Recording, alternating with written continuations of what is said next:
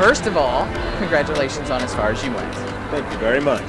Now, you had a really bitter reaction as a member of the jury at the final tribal council. Kind of relive that moment for us. What exactly was going through your mind? Boy, you don't want to really hear what was going through my mind, because I was ticked off bad. I was in the, we made the final five. We did actually get to the final five.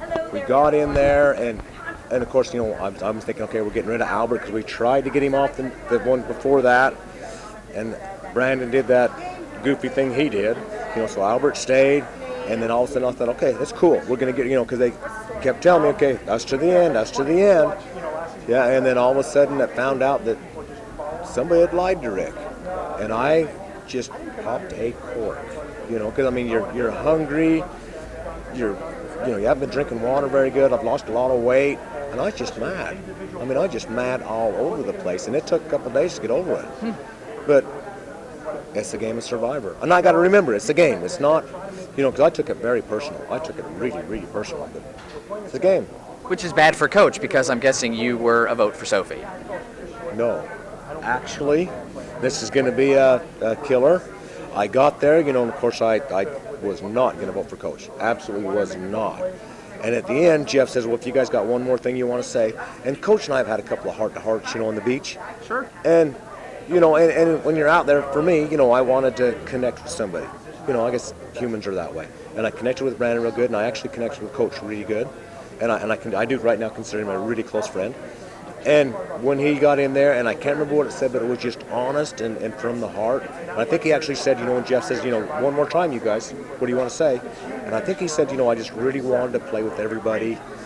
I made a lot of different alliances, and that's why I was mad, because he made an alliance with me and then he threw me out. It kind of hit my heart a little bit, and, maybe I'm a sap. Maybe I shouldn't have done it, but I give Coach my vote. So you were the second vote? Yeah, I was. Wow, I'm actually surprised by that, because I didn't see you in any scenario voting for Coach to win, ever. I didn't either, because I was definitely, when I went in there, I was definitely going to go for Sophie, definitely.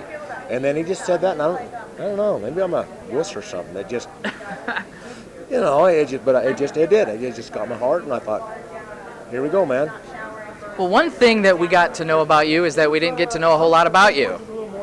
That makes sense. I think so. Yeah. So what didn't we see about you? Everybody that I interviewed throughout the season said you were a hard worker. Why didn't we see much of you on the show? What do you think? I think they just had a way they had to go with the show, and they did it. I'm just really thrilled to have played the game. And that when I got in there, that was it was probably my fault, because I was going to try to keep my mouth shut. Because as you can tell towards the end, when I get mad all over. And do 150% of the work around camp. And just try to talk to everybody every day, and get to know them and their families and get to know them people. And people are different. Any level of disappointment with the way it was portrayed, the lack of showcasing you? Not in the way it was portrayed or nothing, but in my personal, because I wanted to go to the final three, of course. And I'm still kicking every night when I close my little eyes, I go back to day 37 and think, man, if Coach wasn't going to play that idol, I should have put his name down. Now, second to Cochran this season, I think you may be the biggest fan on the show this season. Oh, yeah. You applied 14 times. 14 times, and you were the Sears pick this time. Yep. And it amazed me that, because I'm actually live in a little place called Lost Creek. There's 3 ranches there. There's 2 stop signs. We have to get our mail in Aurora, and in Aurora, there's a post office, no service stations, no convenience stores. There's a tractor dealership and a weld shop and a truck shop. That's it. And so I'm from nowhere, and all of a sudden, it just amazed me. It just thrilled me to death, actually, that a guy from there could win America's vote to play the game. So what's your status like now in that small town?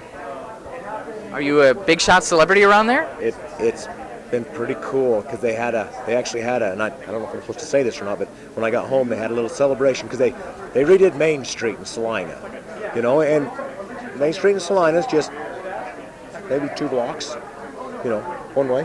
Anyway, and they had a surviving Main Street party, and they shut down. It's a 4-way stop, not a stoplight. 4-way stop there, and they shut it down. They put a van in there, and they showed Survivor up on there, and they had a Rick Nelson lookalike contest, and it was cool, man. They had a little kid there and they says, "Well, you want to judge it?" And I said, "Tell you what," I said, I'll get up there and I'll stand next to the contestants and have the crowd and the whole town was there, like 50 people. So I'm applaud for who wins.